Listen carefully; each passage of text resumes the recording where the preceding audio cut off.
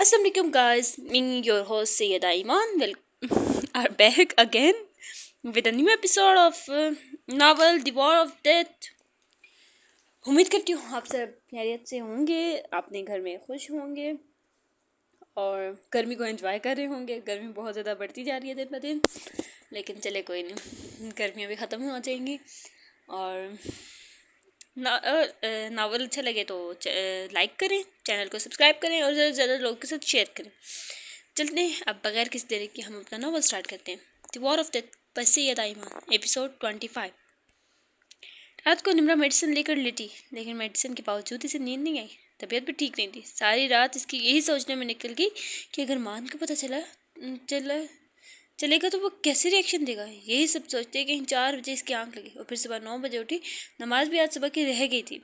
उठी तो अभी तक कोई उठा नहीं था। इसे तैयार होते फिर परी को लेते बाहर चली गई। कुछ देर ऐसे ही साहिल समुद्र के पास घूमने के बाद इसे दुबई माल की जानिब अपना रुख किया। वो जाते सबके लिए कुछ ना कुछ गिफ्ट्स खरीदी और अब बारी थी अहमद के लिए गिफ्ट लेने की। अहमद के लिए क्या गिफ्ट लेना चाहिए सोचते ही इसकी नज़र एक गोल्डन कलर की घड़ी पे पड़ी जो बहुत ही प्यारी और नफीस सी थी। अहमद की पर्सनैलिटी को सोचते इसने अहमद के लिए वो घड़ी पैक करवा ली। अब बस फातिमा के लिए गिफ्ट लेना है। अभी वो फातिमा के लिए कोई गिफ्ट खरीदती कि इसे फजर की कॉल आई। अब ये कहाँ हो आप? इसकी कॉल पिक करते ही फजर बोली, जी बच्चे आप कुछ देर वेट करो, मैं बस आती हूँ। निम्रा कहते फजर की कोई बात सुनते फ़ोन रख दिया।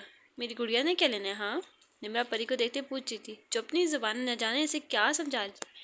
अरे मेरी जान, निम्रा के गाल पे प्यार निम्रन परी के गाल प्यार करते बोली। हर कोई स्कूल कुपलू मुपलू बच्ची को देखकर ही गुजरता था। हसन तो इसने अपनी माँ से ही चुराया था। प्यारा तो कम इसका बाप भी नहीं था, लेकिन निम्रा के आगे तो किसी की भी खूबसूरती मान पड़ सकती थी। फिर इसने फातिमा के लिए एक शॉल खरीदी। वापसी पर बेकरी पर रुकते कुछ चीज़ें ली और फिर घर पहुंची तो सभी लाउंज में बैठे इसका वेट कर रहे थे। अरे उठ के तुम लोग बैठो, मैं तुम लोग मैं नाश्ता बनाती हूँ। निम्रा ने बैग वगैरह मान और साहिर ने ले लिए थे और आरिफ ने परी को, नहीं आप रेस्ट कर लो, हम वैसे भी बाहर जा रहे हैं। आरिफ बोला। मान की नज़र शॉपिंग बैग पर थी क्योंकि वो जानता था अगर निम्रा शॉपिंग पर गई है तो इनके लिए लाजमी कुछ ना कुछ लाई होगी। आपकी तबीयत ठीक नहीं थी, फिर क्यों गई? हाँ, साहिर फुल डॉक्टर की फॉर्म में आते डपटने वाले अंदाज में बोला। ठीक हूँ अब मैं, वो हमेशा की तरह लापरवाही से बोली। कोई ठीक नहीं हो तुम। और वो आरिफ अभी बोलते बोलते निम्रा के घुटने पर चुप हो गया। ठीक हूँ मैं। अच्छा छोड़िए, बताओ क्या कहना है तुम लोगों ने? निम्रा शॉपिंग बैग समेटते बोली। बस कुछ लाइट सा। साहिर ने कहा तो बाकी सब ने भी सर लाया। हाँ जी, फिर मैं आपकी हेल्प करवाती हूँ। निम्रा के उठते ही फजर भी उठ खड़ी हुई। अच्छा मैं जरा चेंज कर रहा हूँ। निम्रा कहती शॉपिंग बैग उठाते कमरे में चली गई। कोई हाल नहीं है सड़की, कभी जो ये अपना ख्याल रख ले। आरिफ निम्रा के जाते ही नफ़ी में सर लाते बोला। फिर से परी के साथ लग गया। निम्रा भी फ्रेश होने के बाद आई और नाश्ता तैयार किया। फजर ने भी इसके साथ हेल्प करवाई। आ जाओ बच्चों, नाश्ते लग गए। निम्रा ने टेबल पर नाश्ते लगाते इन सबको आवाज़ दी तो वो सब भी आ गए। परी को मुझे तो और सुकून से बैठकर नाश्ता करो। निम्रा ने आरिफ से परी को लिया तो सब नाश्ते के लिए बैठ गए। आप नाश्ता नहीं करना? माँ ने सिर खड़े देख पूछा। नहीं, मेरा अभी दिल नहीं है। क्यों, आपका दिल कहाँ चला गया? सारी इसकी बात पर फ़ौरन से बोला। बातें मत बनाओ, नाश्ता करो। निम्रा इसे घूरते बोली। अच्छा अगर ऐसी बात है तो फिर हमने भी नाश्ता नहीं करना। वो भी इसके भाई थे, अच्छे से जानते थे अपनी बात कैसे मनवानी है। तुम लोगों ने क्यों नहीं करना? निम्रा ने आईब्रो उचकाते पूछा। क्योंकि आपने नहीं करना। वो सब एक साथ बोले। इनके साथ साथ पर भी न जाने अपनी ज़ुबान में क्या बोली थी। देखिए अब तो परी भी कह रही है, अब तो करना ही पड़ेगा। फजर परी के इनके साथ बोलने पर इसके गाल कहीं से बोले तो परी ने बुलाया, जिस पर सभी मुस्कराए। अच्छा ड्रामेबाजी मत करो, मैं भी कर रही हूँ नाश्ता, तुम लोग भी करो। फिर इन सब ने नाश्ता स्टार्ट किया। आपने मेरे पापा को ऐसा क्या बोला कि वो वापस चले गए? क्योंकि मैं जितना जानता हूँ वो इतनी आसानी से मानने वालों में से नहीं है। मान की बात पर निम्रा ने बामुश्किल वो लुकमा हलक से उतारा था। वो मेरा और उनका मामला है, तुम्हें परेशान होने की ज़रूरत नहीं है। वो अजीब से लहजे में बोली। इसके लहजे पर जहाँ सब हैरान हुए वहीं सब परेशान भी हुए क्योंकि वो इस तरह कभी बात नहीं करती थी। आरिफ ने इससे इशारे में पूछा था सब ठीक है, जिस पर इसने सर हिलाया। थोड़ा सा नाश्ता करने के बाद ही निम्रा उठ खड़ी हुई। आरिफ मैंने कुछ बात करनी है, नाश्ता ख़त्म करने के बाद रूम में आना। निम्रा कहती कि आरिफ के साथ सर हिलाते ही परी को उठाए रूम में चली गई। मुझे कुछ ठीक नहीं लग रहा। फजर निम्रा को जाते देख परेशानी से बोली। सब ठीक है, तुम परेशान नहीं हो, मैं निम्रा की बात सुनकर आता हूँ। आरिफ फजर के सिर पर हाथ रखते निम्रा के पीछे ही रूम में चला गया। आरिफ नॉक करते रूम में एंटर हुआ तो निम्रा बेड पर सर झुकाए बैठी थी, जबकि परी बेड पर अपने खिलौनों के साथ खेल रही थी। निम्रा क्या हुआ, सब ठीक है ना? आरिफ इसे इस तरह देख परेशानी से बोला। अरे तुम ये तो जानते हो ना, मैं हमेशा जो भी करती हूँ तुम लोगों की बेहतरी और खुशी के लिए करती हूँ। निम्रा इसकी तरफ देख के जैसे तस्दीक चाह रही थी। हाँ मैं जानता हूँ निम्रा, लेकिन हुआ क्या है? आरिफ के पूछने पर निम्रा ने इसे सारी बात बता दी, जिसे सुनते ही आरिफ को हैरत हुई कि वो ऐसा किसी कर सकती है। निम्रा ये तुमने क्या किया? तुम्हारा दिमाग तो ठीक है? अभी अभी अहमद को फ़ोन करके मना करो, वो गुस्से से बोला। पैसे ऑलरेडी सेंड हो चुके हैं आरिफ। निम्रा की कहती कि आरिफ ने अपने बालों में हाथ पड़ते खुद को रिलैक्स करने की कोशिश की, लेकिन उसे गुस्सा आ रहा था निम्रा पर कि वो इतनी बड़ी बेवकूफ़ी कैसे कर सकती है। निम्रा मुझे लगता है तुम्हारा दिमाग बिल्कुल ही ख़राब हो चुका है। वो शख्स कल को इस सब को तुम्हारे खिलाफ ही इस्तेमाल कर सकता है। कुछ अकल है तुम्हें? इसका गुस्सा था कि बढ़ता ही जा रहा था, और इस बीच कब इसकी आवाज़ ऊंची हुई इसे खुद भी पता नहीं चला। बाहर आरिफ की आवाज़ सुनते वो सब परेशान हुए थे। तुम जानते हो मैंने हमेशा वही किया जो तुम लोगों के लिए बेहतर हुआ। मुझे मान की बेहतरी इसी में लगी थी। मैंने नम आंखों से इसे देखते बोली, क्या हो रहा है यहाँ, और मेरे लिए क्या बेहतर है?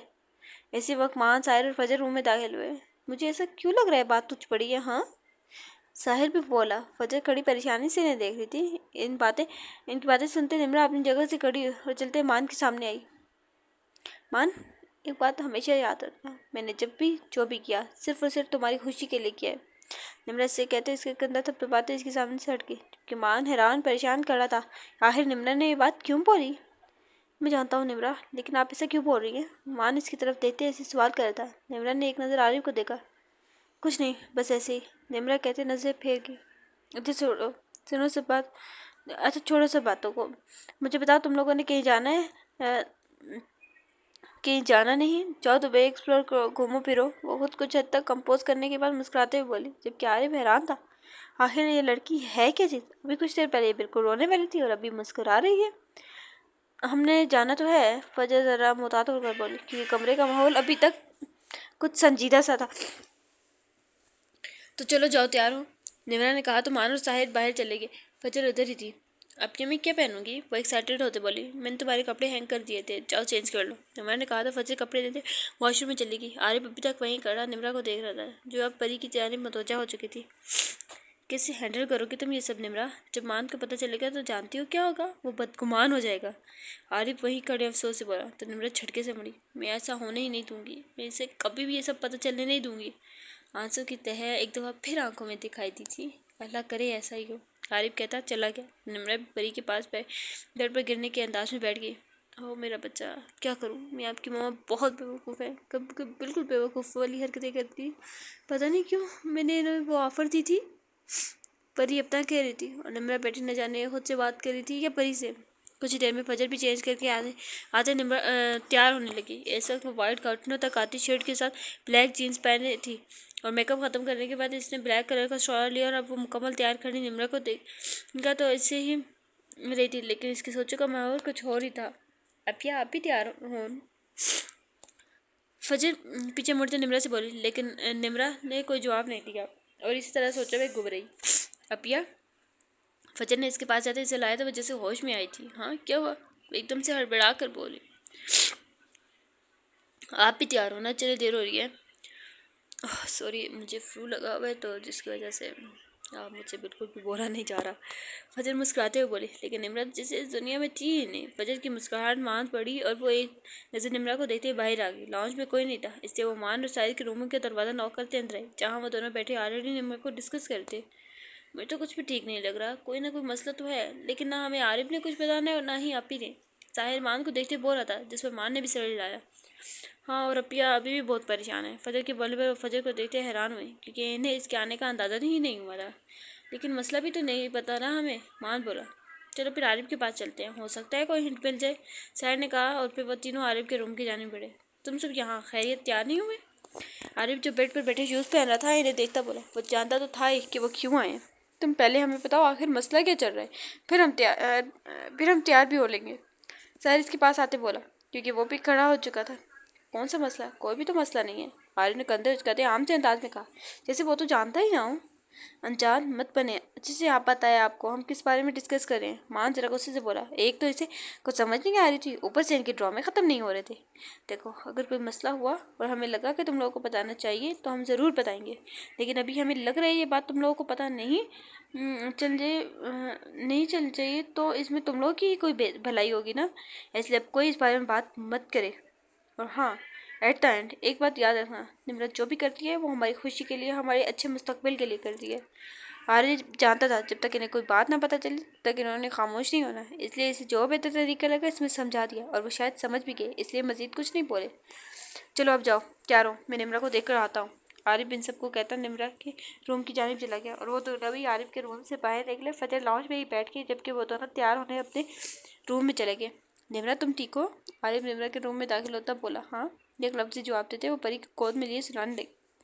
निम्रा आई एम सॉरी, मैं तो बस इसलिए गुस्सा हो गया था कि वो इस सबको इस्तेमाल करके मान को हमसे दूर ना करते। इसकी बात पर निम्रा ने एक झटके से इसकी जान कहा, इसी बात से मत करो आरिफ, मैं ऐसा कुछ नहीं होने दूंगी। मैं इसे खुद से दूर जाने की इजाज़त कभी नहीं दूंगी, कभी भी नहीं। ये तो कोई और ही निम्रा थी। इस निम्रा को आरिफ नहीं जानता था। जिस तरह वो बात करती और जो इसकी नज़र थी, ये सब किसी खतरे की इलामत थी। एक पल को तो आरिफ को भी इससे खौफ सा महसूस हुआ। निम्रा तुम क्या करोगी? मैं जो करूँगी वो पूरी दुनिया देखेगी, निम्रा कहते दोबारा से परी के साथ लग गई। जबकि आरिफ कुछ देर खड़ा इसे देखता रहा और फिर कमरे से निकल गया। इसके निकलते ही एक आंसू बहता निम्रा की गाल पर खड़ा गया, जिस पर वो फौरन हाथ की पुष्ट से साफ कर गई। आरिफ बाहर आया तो फजर सोचकर उदास सी बैठी थी। क्या हुआ गुड़िया को? आरिफ इसी तरह फासले पर बैठता बोला। कुछ नहीं, कुछ जवाब देती दोबारा से वैसे ही बैठ गई।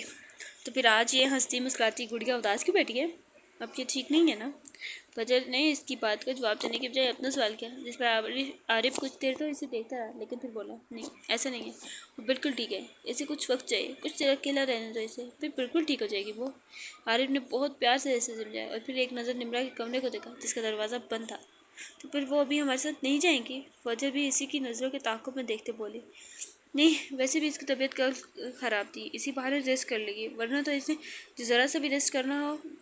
हाँ, ये तो सही कहा, फजर ने कहा और फिर कुछ देर में मान और साहिर भी आ गए।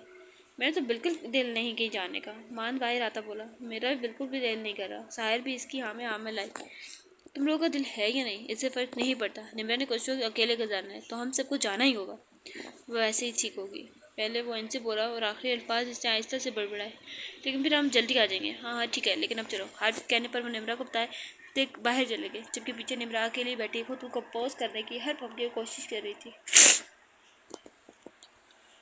वो लोग जल्दी ही वापस आ गए थे क्योंकि निम्रा के बारे में सोचते इन्हें कुछ भी अच्छा नहीं लग रहा था, लेकिन इनके आने तक निम्रा खुद को अच्छा खासा कंपोज कर चुकी थी।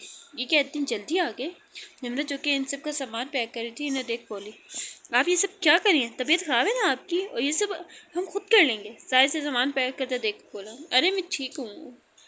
मैं मुस्कुराते बोले, अच्छा ठीक हो तो भी छोड़ो ये सब, हम खुद देख लेंगे, तब चलो बाहर। आरिफ भी इसे पकड़ता बाहर लेके आया। नहीं निकलते वक्त तो लोगों की चीज़ें रह जाती हैं, सही रहती, चले आप। माँ ने बोला तो निम्रा मुस्कुराती उनके साथ ही बाहर आई। चलो बताओ कहाँ गई और क्या किया? मैंने बैठते ही पूछा तो इन्होंने जो भी बाहर किया सबके बारे में बताने लगे। मज़ीद कुछ बातों के बाद निम्रा ने इनके साथ मिलकर हर चीज़ पैकअप करवाई। खाना इन्होंने बाहर से ही खाया और फिर वो लोग एयरपोर्ट के लिए निकल गए। सभी लेमन एंड वाइट कलर की ड्रेसिंग में एक से बढ़कर एक लग रहे थे। साहिर, आरिफ और मायन वाइट पेंट के साथ लेमन कलर की शर्ट पहने नहायत ही जज़ीबे नज़र लग रहे थे, जबकि दूसरी जाने फजर और निम्रा भी लेमन कलर की लॉन्ग शर्ट के साथ वाइट ट्राउज़र पहने साथ वाइट हिजाब लिए बहुत ही प्यारी लग रही थी, जबकि परी भी लेमन कलर की फ्रॉक में 2 पोनियाँ बनाई बहुत ही क्यूट लग रही थी। जो भी था इन पांचों को देखता दोबारा देखने की ख्वाहिश ज़रूर रखता था। हर कोई इन्हें मुड़ मुड़ कर देख रहा था और वो पांचों एक दूसरे में ही मगन थे। वो लोग जैसे ही कराची एयरपोर्ट से बाहर आए सामने ही नेमत खड़ा नजर आया, जिसे देखते मान ने फ़ौरन हाथ लाए और इसकी जैसे ही नज़र इन पर पड़ी तो वो निम्रा को देखते साख्त हुआ था। नज़र तो निम्रा की भी इस पर थी, जो पर्पल शर्ट के साथ ब्लू पैंट के पहने बहुत ही प्यारा लग रहा था। 5 बजे इनकी flight Karachi airport take off हुई। ओके, ये सॉरी ये लाइन नहीं आनी थी यहाँ पे। ओके, इसको हम काट देते हैं, ऐसा करते हैं।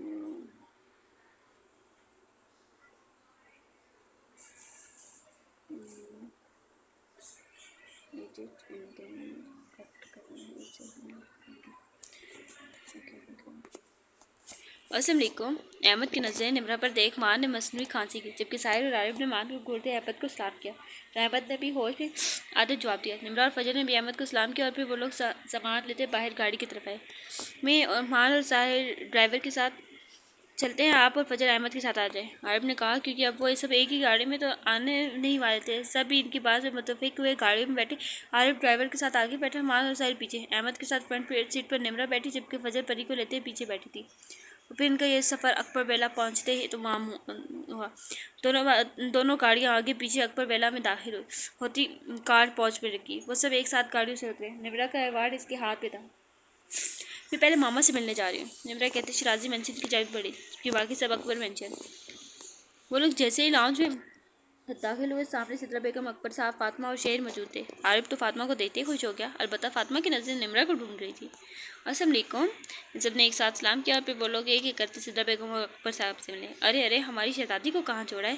सिद्रा बेगम ने इनके दरमियान निमरा को ना देख पूछा। परी अकबर साहब के पास थी। ये आपके सामने। फिर अपनी तरफ इशारा करते बोली, अब तो हमारी गुड़िया हो ना। सिद्रा बेगम ने कहते थे सीने से लगाए। कौन कह सकता था इनके माँ बाप नहीं है। सिद्रा बेगम और अकबर साहब ने इन्हें हमेशा माँ बाप वाला प्यार दिया था। हालांकि निमरा शुरू से ही बहुत रिजर्व थी, लेकिन फिर भी सिद्रा बेगम ने अपनी हर मुमकिन कोशिश की थी वो इसे एक माँ का प्यार दे सके। वो अपनी मामा से मिलने गई हैं पहले। आरिफ ने कहा तो इन्होंने सर लाया। कैसी आप? आरिफ फातिमा के पास खड़े इससे पूछ रहा था। मैं? फातिमा अपनी तरफ इशारा करते बोले, जी आप ही और कोई नज़र आ रहा है आपको यहाँ? आरिफ ने मुस्कुराते कहा तो इसे अपनी बेवकूफ़ी पर शर्मिंदगी हुई। जी मैं ठीक हूँ, और आप? वो तेज़ी में बोले, मैं भी ठीक हूँ। तो फिर क्या फ्यूचर प्लान्स है आपके? न जाने क्यों, लेकिन मैं इससे मज़ीद बात करना चाहता था। मैं देखो वहाँ क्या चल रहा है। साहिर ने मान के कान में कहा। अहमद अकबर साहब से कोई बात कर रहा था। कहाँ? इसके पूछने पर साहिर ने आरिफ और फातिमा की तरफ इशारा किया। कुछ है। माँ ने साहिर की तरफ देखते कहा था। वो दोनों उठते इनके पास है। कैसी है भा? ऐसे पहले वो मान अपना जुमला पूरा करता, साहिर ने इसके पेट में कोहनी मारी, जिस पर ऐसे फ़ौरन से मुंह बंद किया, जबकि आरिफ ने भी इसे पूरा था। फातिमा तो इन नमूनों को देख रही थी। कैसे हैं आप? साहिर ने आराम से इसे पूछा। जी मैं ठीक। फातिमा घबराई सी बोली।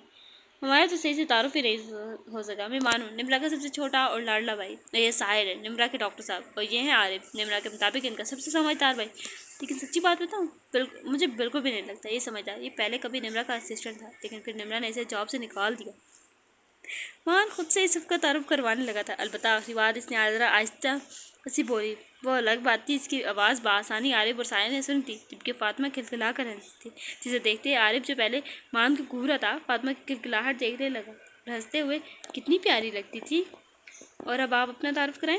मान ने अब इसके बारे में जाने अनजाने में इसे ही वो आरिफ का रास्ता आसान कर रहा था।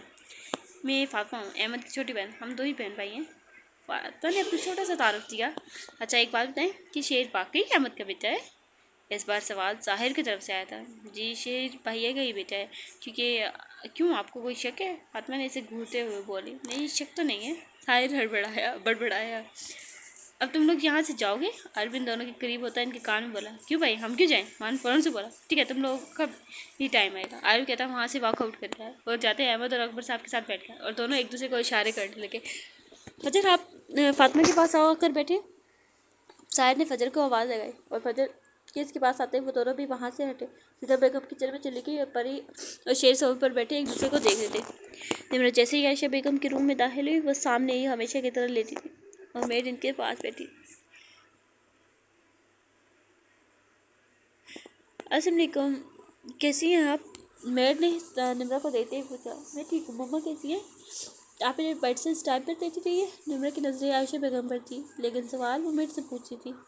जी बेटा आप परेशान नहीं हुआ करो, ठीक हो जाएंगी इंशाअल्लाह। इनकी बात पर निमरा ने कहा तो वो इजाज़त लेती बाहर चली गई। इनके बाहर जाते ही निमरा आयशा बेगम के करीब हुई।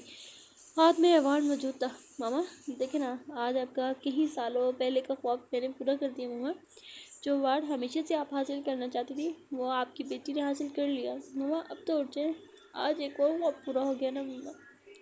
निमरा इनके सामने अवार्ड करते ही इन्हें कह रही थी, लेकिन वो ना सुन सकती थी ना देख सकती थी, और निमरा इस बात को अभी तक समझ नहीं सकी थी। फिर इसने बहुत धीरे से उनका हाथ पकड़ा, अवार्ड पकड़ाना चाहा, लेकिन उन्होंने नहीं कैसे पकड़ती? वो एक बेजान वजूद था।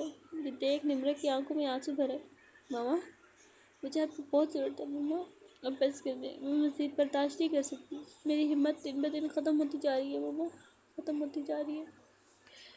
निमरा कहते वहीं इनके पास से रख के एक हाथ में इनका हाथ था। मैं कितनी देर तक बैठ गई, शायद कुछ सुकून हासिल करने के लिए। अचानक से वो उठ बैठी। मामा, इसने इनके चेहरे की तरफ देखा। आवाज़ में एक अलग ही खुशी थी। मम्मा आपने मेरा हाथ पकड़ा। मम्मा निम्रा ने अपने हाथ पर इनके चेहरे को देखा, अपने हाथ पर फिर इनके चेहरे को देखा। इनके चेहरा बिल्कुल पहले जैसे था, लेकिन इनके हाथ गिरफ्त थी। खुशी से इनकी आंखें छलक पड़ी। मैं भी जाती हूँ, डॉक्टर को कॉल करती हूँ, आपने परेशान नहीं होना मम्मा, ओके। निम्रा की थी एक दफ़ा फिर इनके हाथ को देखने लगी, जिससे इन्होंने गिरफ्त बनाई थी और बहुत आराम से इनको वो हाथ छुड़वा दिया और अपनी आंखें साफ करती उठ खड़ी हुई। अवार्ड वहीं साइड पर टेबल पर रखा। मैं आती हूँ मम्मा, मेरा इंतज़ार करना। निम्रा कहती इनके माथे पर लब रखते बाहर आई और फिर पहले सिद्रा बेगम को बताने इनकी तरफ चली गई। आंटी आंटी कहाँ हैं आप? जैसे लॉन्च में एंटर हुई, इसकी खुशी से चेक की आवाज़ सिर्फ किसी माथे से टकराई। हर कोई हैरानी से इसे देख रहा था। आज तक किसी ने भी इसे इतना खुश नहीं देखा था। आंटी आंटी, इसने एक दफ़ा फिर इन्हें आवाज़ दी। जी मैं यहाँ हूँ। किसी को बातें इस गले से लगती बोली। आंटी मामा ठीक हो रही है। आंटी मामा ने मेरा हाथ पकड़ा। आंटी वो ठीक हो रही है। इतने सालों बाद आज आज पहली बार उन्होंने मेरा हाथ पकड़ा। निमरान से अलग होती खुशी से इन्हें बता रही थी। खुशी से इसकी आंखें चमक रही थी कि सच में आयशा ने तुम्हारा हाथ पकड़ा। जी आंटी, मैंने एक दफ़ा फिर इन्हें बताया। सब इन्हीं के पास इकट्ठे हो चुके थे। अच्छा आ जाओ बैठो और तफसील से सारी बात बताओ। सिद्रा बेगम ने सोफे की तरफ इशारा करते हुए कहा। नहीं आंटी, पहले मुझे डॉक्टर को फ़ोन करना है। मेरा पर्स कहाँ है? निम्रा पहले सिद्रा बेगम से बोलती, फिर अपने पर्स इधर उधर देखने लगी। वो शायद गाड़ी में ही है। अहमद कहता उठ खड़ा हुआ। निम्रा फ़ौरन आगे बढ़ी। तेज़ी से आगे बढ़ते सीढ़ियों से गिरने लगी, फिर फ़ौरन अहमद ने पकड़ लिया। दोनों की आंखों का ज़बरदस्त तसादुम हुआ। निम्रा ठीक हो? आराम से आप ठीक है? आरिफ, साहिर और अहमद एक साथ बोले थे। हाँ मैं ठीक हूँ, थैंक यू। फ़ौरन से सीधी हुई और कहते आगे बढ़ी। स्टोर भी सेट किया। शायद चेयरमैन क्यों हटाना चाहती थी, कोई बात नहीं। अहमद कहते गाड़ी से पर्स निकाल रहा है तो निम्रा ने पर्स लेते मोबाइल निकाला और डॉक्टर बुखारी को कॉल मिलाई। इन्हें सारी सिचुएशन बताई तो इन्होंने कल तक आने को कहा, क्योंकि अब शाम तो ऑलरेडी हो चुकी थी। तो निम्रा ने मज़ीद कुछ बातें करते फ़ोन बंद किया था। बाकी सबसे पहले ही अंदर जा चुके थे। मुझे आपसे कुछ बात करनी थी। अहमद ने इसे रोकते कहा। अगर कोई काम की बात है तो भी नहीं, ये फैमिली टाइम है। मैंने पहले ही वार्न कर दिया। तो वो मुस्कुराते नवी में चले गया। मान के बारे में बात करनी थी मैंने तो। मैंने कंधे उचकाते कहा, जैसे कहना चाहता हो अब सुनने हैं तो सुन लो, वरना ना सुनो, मेरा तो कुछ नहीं चाहता। मान के बारे में क्या बात है बताएं? मैंने फ़ौरन से पूछा। उसके लिए एक फ्लैट देखा है, अगर आप भी एक दफ़ा देख ले तो बेहतर होगा। नहीं बस आपको पसंद आ गया तो ठीक है, एक दफ़ा मान जो भी को भी दिखा दे। अगर इसे भी पसंद आ जाता है तो आप वो पेपर वर्क वगैरह कंप्लीट कर लेना। मैंने सारी जिम्मेदारी इसी के सर पे डाल दी। जो करना है खुद ही करो। हाँ लेकिन इसे पता नहीं चलना चाहिए कि फ़्लैट ख़रीदा है, इसे रेंट का बताना है। मैंने इसे मज़ीद तायद की तो वो सर हिला गए। फिर वो लोग अंदर चले गए।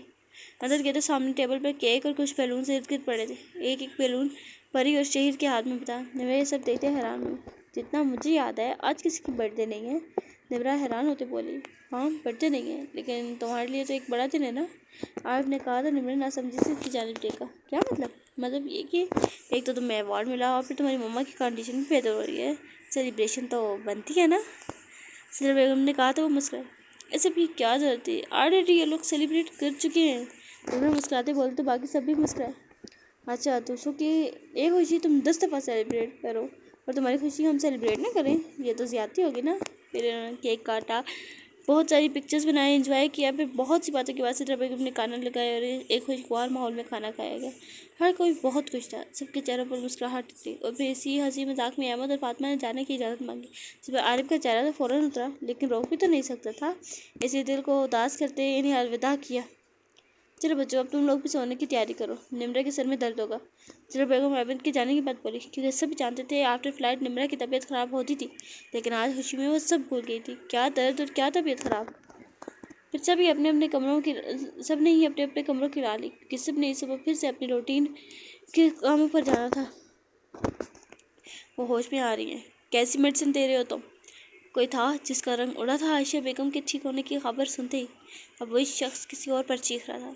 तुम्हें अंदाज़ा है अगर उसे होश आ गया तो हम सब बर्बाद हो जाएंगे, फिर हमारी बर्बादी का कोई नहीं रोक सकता। तो एक बार फिर अपने सामने खड़े शख्स पर चीखा। साहब हम चाहते हो, मैं इतने सालों से इन्हें वही दवाइयाँ देता आ रहा हूँ जो आपने बोली थी। इन्हें मुझ पर पूरा एतमाद है, ऐसा मुमकिन ही नहीं है वो ठीक हो सकें। शख्स आहिस्ता सी आवाज़ में बोला, क्योंकि अपने साहब के आगे ऊंची आवाज़ में बात करने का मतलब था जान से जाना। मुझे नहीं पता, जो भी करो, लेकिन उस औरत को होश नहीं आना चाहिए। वो कहता वहाँ से निकलता चला गया और पीछे खड़ा आदमी भी परेशान था। वो सोचने लगा, भला ऐसे कैसे मुमकिन है कि वो ठीक हो सकती है जब मैं इनकी दवाइयाँ हमेशा गलत देता हूँ। लेकिन वो लोग नहीं जानते थे ऊपर बैठी ज़ात कुछ और सोचे बैठी है। मुलाजमत से आयशा बेगम की दवाइयाँ गिर गई थी, इसलिए निम्रा को पता चलने से पहले ही वो दूसरी दवाइयाँ ले आई थी, जो कि सही दवा थी। इनकी और इनकी बेहतरी की वजह भी वही दवाइयाँ थी। सो गाइस, ये थी हमारी आज की एपिसोड। आई नो ये एपिसोड थोड़ी सी छोटी है, नॉर्मल एपिसोड जितनी होती हैं उनसे, बट कोई नहीं, इसी पे गुजारा कीजिएगा। मिलते हैं आपके से नेक्स्ट वीडियो में, और मेरे चैनल को सब्सक्राइब कीजिएगा। नावल अच्छा लगा हो तो लाइक कीजिएगा और अपनी राय का इजहार कमेंट में लाजमी कीजिएगा। चलें, अब मिलते हैं अपनी नेक्स्ट एपिसोड में, तब तक के लिए अल्लाह हाफिज़।